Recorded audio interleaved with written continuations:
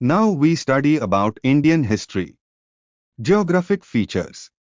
Their impact on Indian history.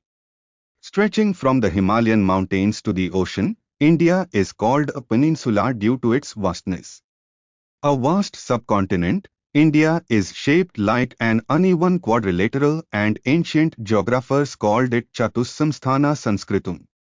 Today's India is the seventh largest country in the world with a total area of 32,87,263 sq.km. Located in the northern hemisphere, India lies between latitude 8 degree 4 and 37 degree 6 north and longitude 68 degree 7 and 97 degree 25 east. In this frame, its geographical position.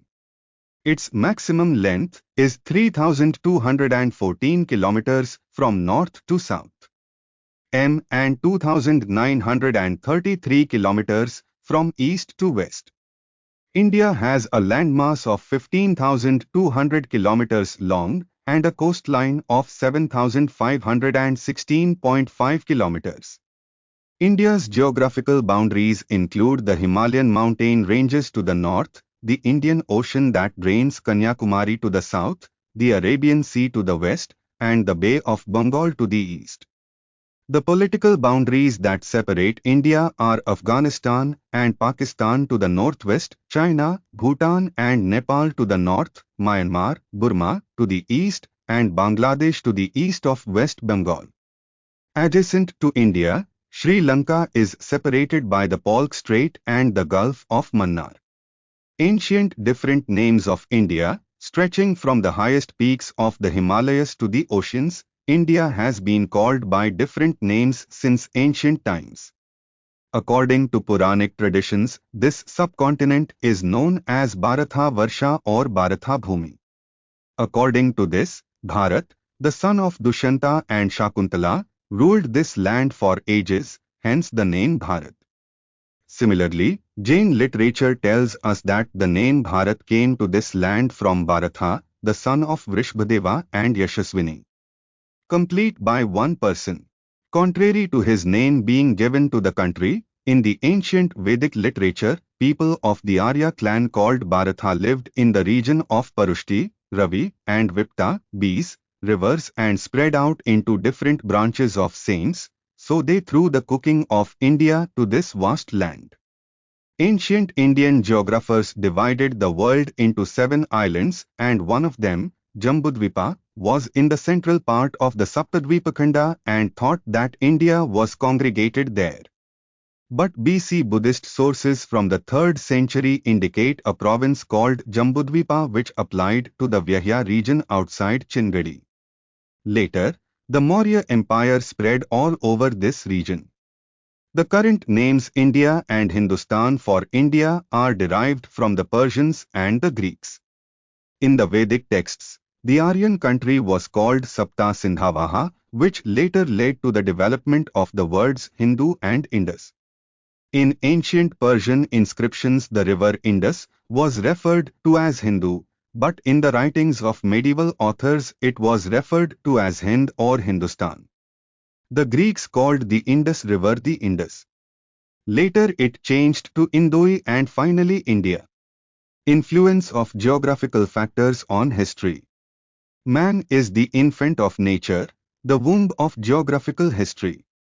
It is now widely accepted that human history depends on the natural geographical environment of the respective regions and that they shape history. Thus Richard Hawkeyat's phrase, to geography and chronology the sun is the moon and the right and left eyes indicates the relationship between history and geography.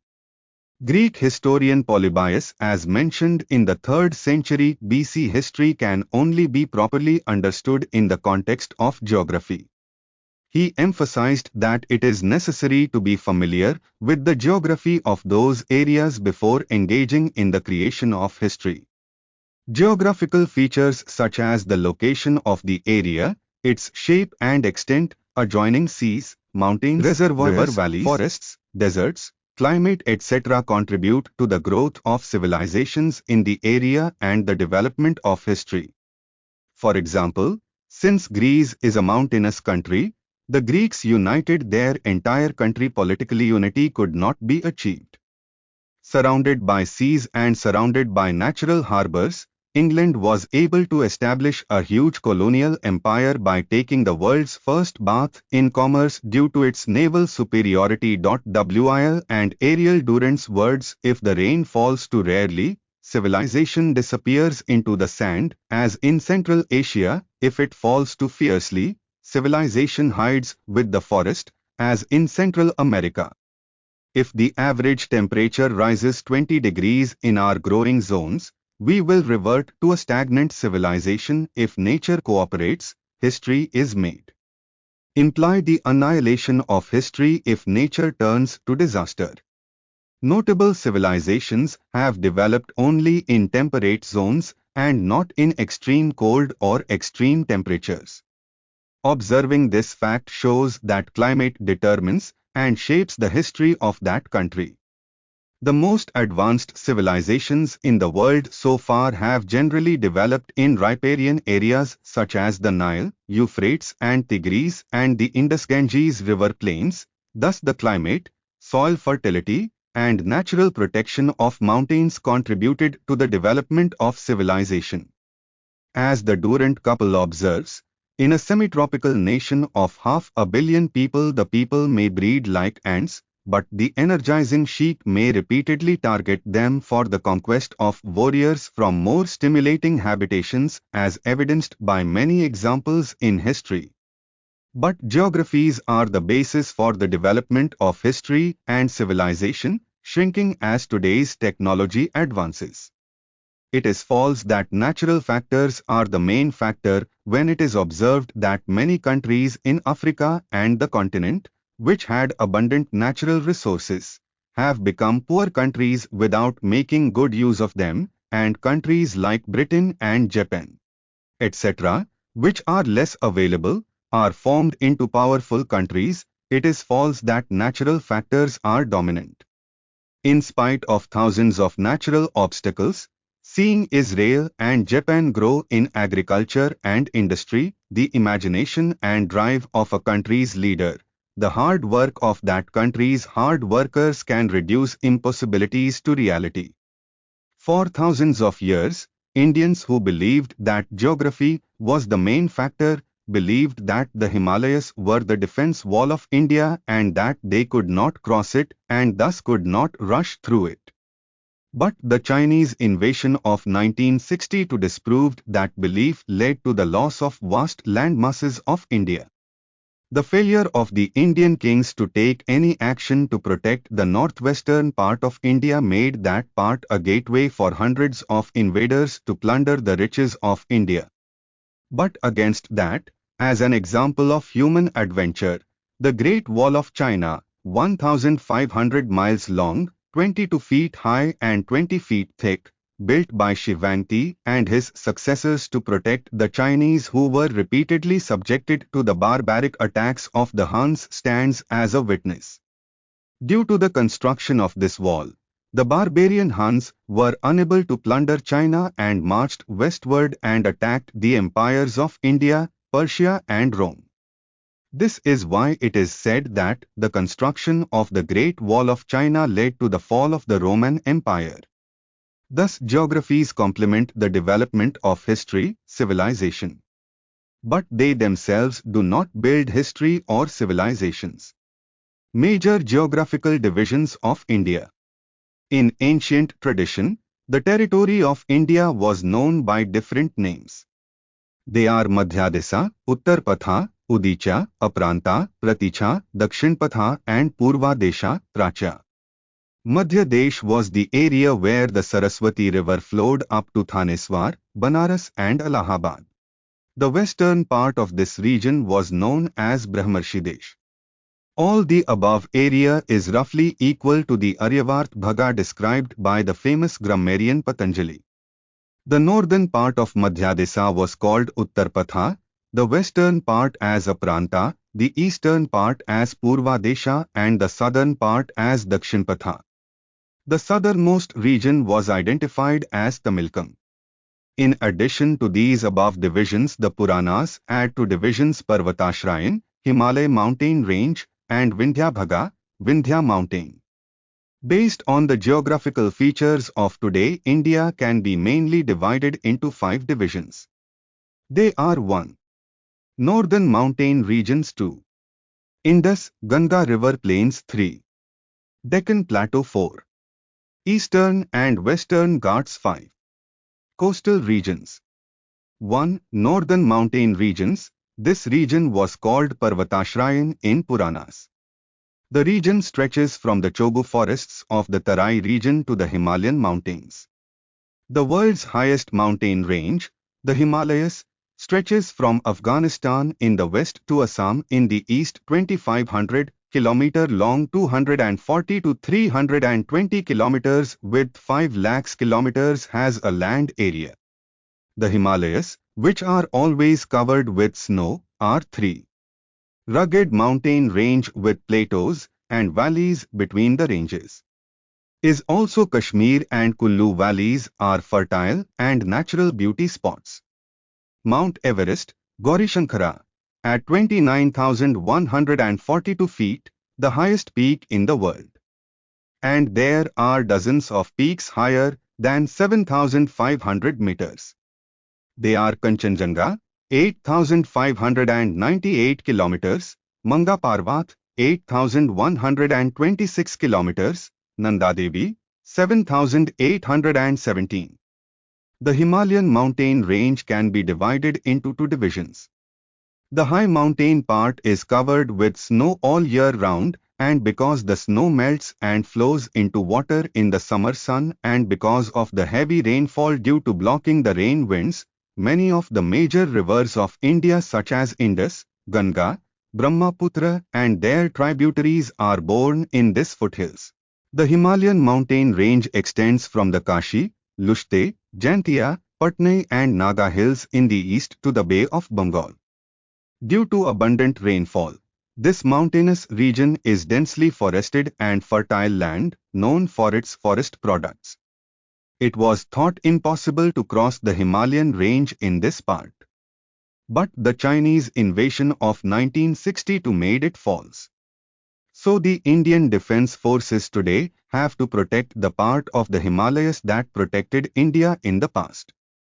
R.C. Majumdar opined that though the Himalayas are an impassable natural defense boundary, there are many routes from Tibet to Nepal which have long been a route of peaceful religious and cultural contact as well as a gateway to many accidental military raids and invasions.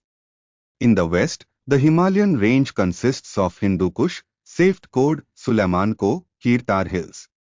The mountain ranges of this part are not very high, not densely forested, not much rainfall.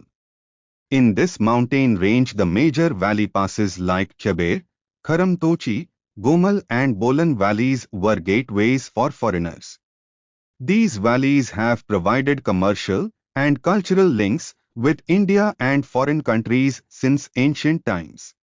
Also, foreign invaders like Aryans, Persians, Macedonians, Scythians, Parthians, Shakas, Kushans, Hunas, Turks, Mongols, Afghans and Mughals entered India from this part.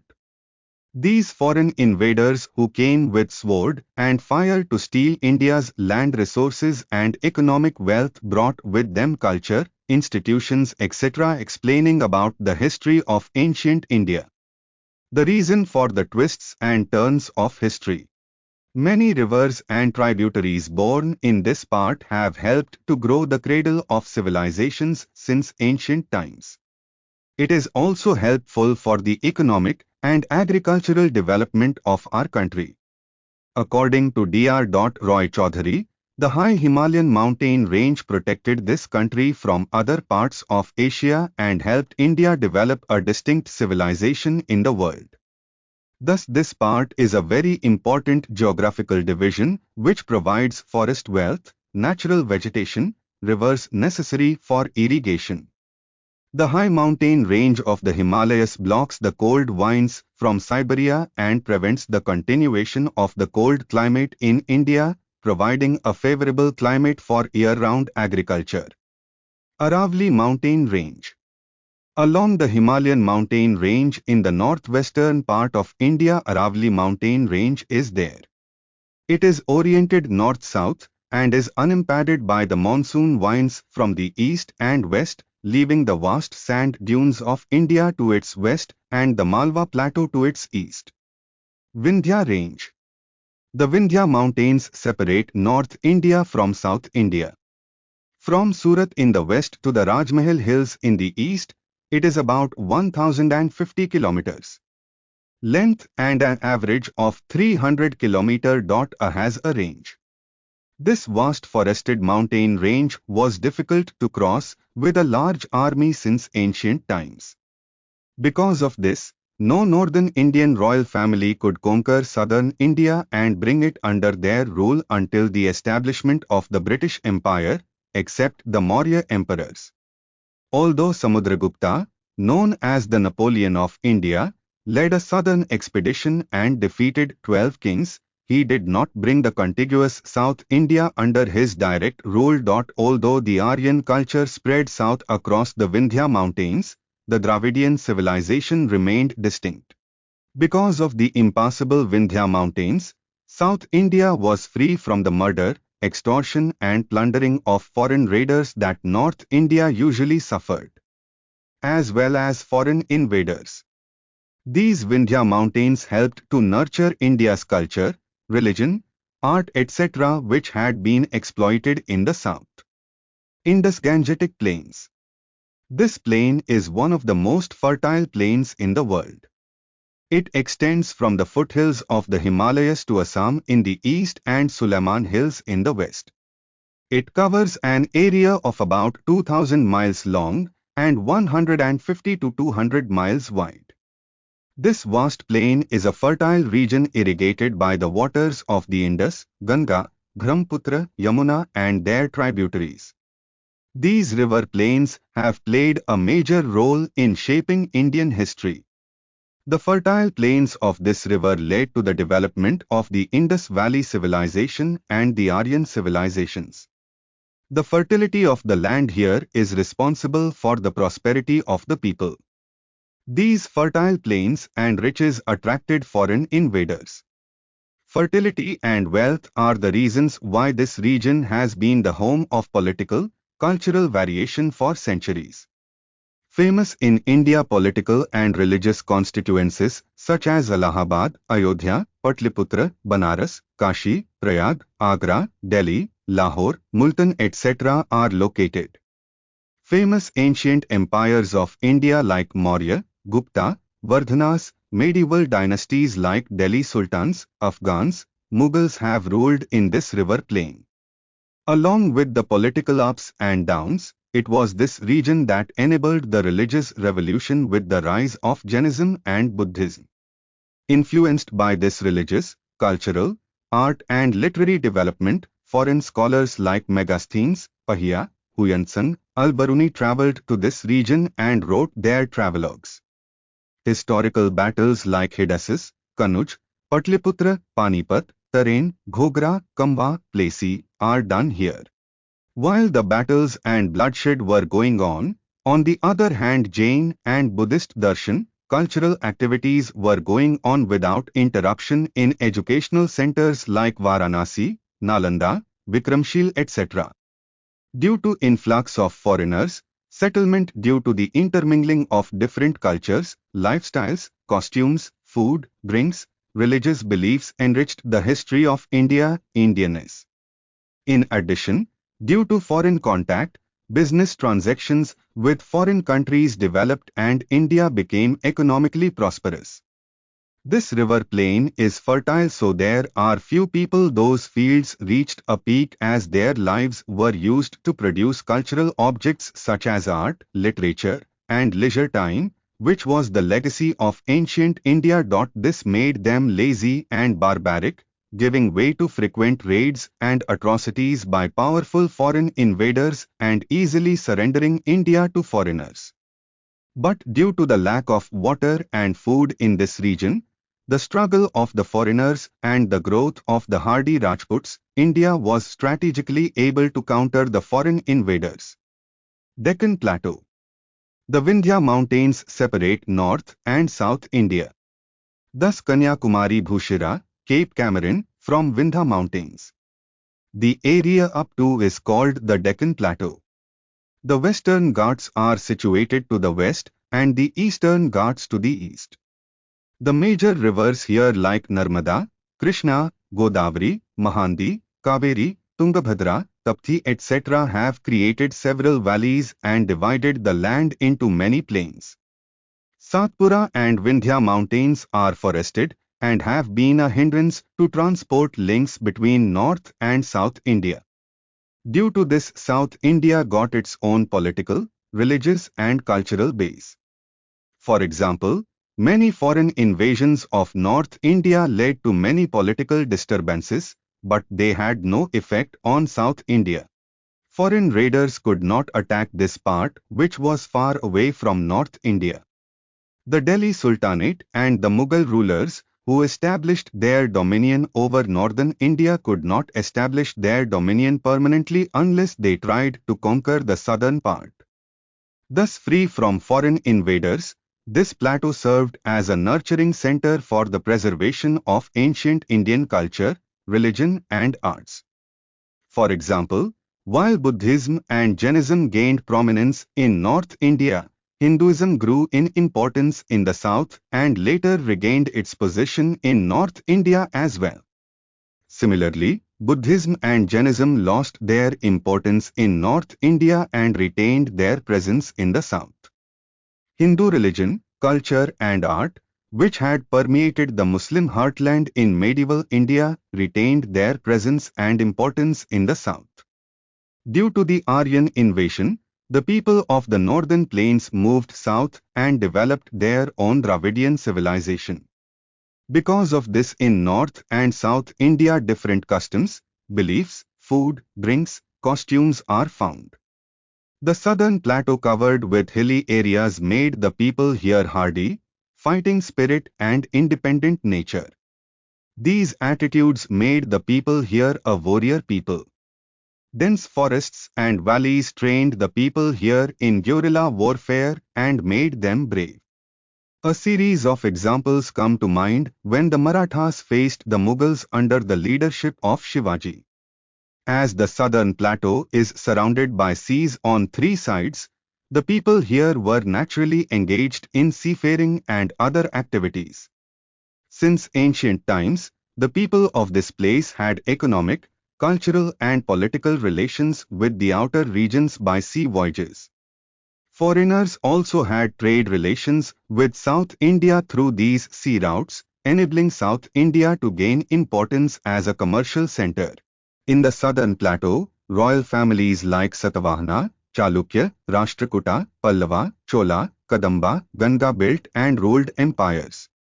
Due to the immense support given by these royal families to art, literature and cultural activities, famous monuments in this region are still standing today. Thus, it is surprising that South India, which protected Indian culture, Hinduism and national unity, was not given more importance in the making of history.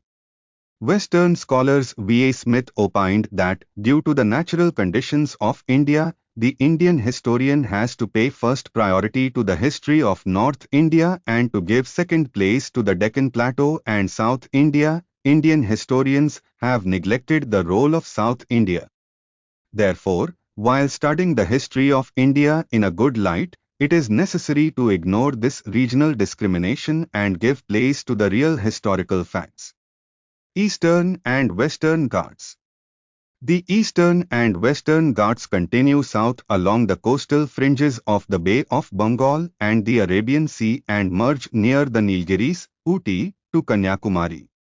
The Western Ghats continue for 1,600 miles along the western border of the Deccan Plateau facing the Arabian Sea. Their average height is 1,200 meters. These high mountains block the monsoon winds and receive high rainfall. The Eastern Ghats run along the eastern coast, but the rushing rivers have created valleys here and there. Mountains from Godavari to Mahandi 1,000 meters high. Due to the high rainfall here, rivers such as Godavari, Mahandi and Krishna have arisen and facilitated irrigation. Abundantly available in these coastal areas, the vegetable wealth like sandalwood, teak, rosewood, etc., spices were exported to foreign countries since ancient times, thereby paving the way for India to have trade relations with foreign countries. Coastal region. India is bounded by the Bay of Bengal in the east, and in the west it is bounded by the Arabian Sea and the Indian Ocean in the south. India is about 7,516 kilometers. Has our longest coastline. The northern part of the Western Ghats is known as Konkan, the southern part as Malabar and the eastern part as Coromandel. Oats like Bharukacha, Surat, Sopara in Malabar and Konkans allowed trade relations with western countries like Greece, Babylonia, Rome since ancient times. Ports like Kaveripattanam, Nagapattinam, Rameswaram on the east coast facilitated diplomatic trade and cultural relations with South Asian countries like Java, Sumatra, Sinhala, Burma, Siam, Indochina. In the 1st and 2nd centuries AD, Indians built empires like Champa, Kambuja, Shailendra, Srivijaya etc. in parts of South Asia and made them their colonial bases. They have been part of India for thousands of years and have adopted Indian culture and religion. Thus the commercial, trade, political and cultural relations that these regions had with India is known as Brihadbharta or India's colonial and cultural expansion. Royal dynasties like the Pallavas, Cholas, Cheras, Kadambas of Goa, etc. of South India were interested in maritime and savarfare ventures due to their proximity to the sea and encouraged it. The Chola kings Rajaraja and Rajendra Chola established empires in South Asia. According to many sources, Rajendra Chola is known to have conquered Andaman Nicobar archipelago, Sinhala, Malaya, Srivijaya with the help of his huge navy. The Maratha navy led by Shivaji established its dominion on the west coast of India and avoided the scourge of pirates called Siddhis. Tipu Sultan gave priority to naval construction and built a modern shipyard in Mangalore, and with its help he established organized trading houses in many countries and encouraged foreign trade. Thus from ancient times Indians were aware of navigation and naval power, but later royal families did not prioritize naval power over foreign trade and made them surrender to Western countries like Britain, which had naval superiority.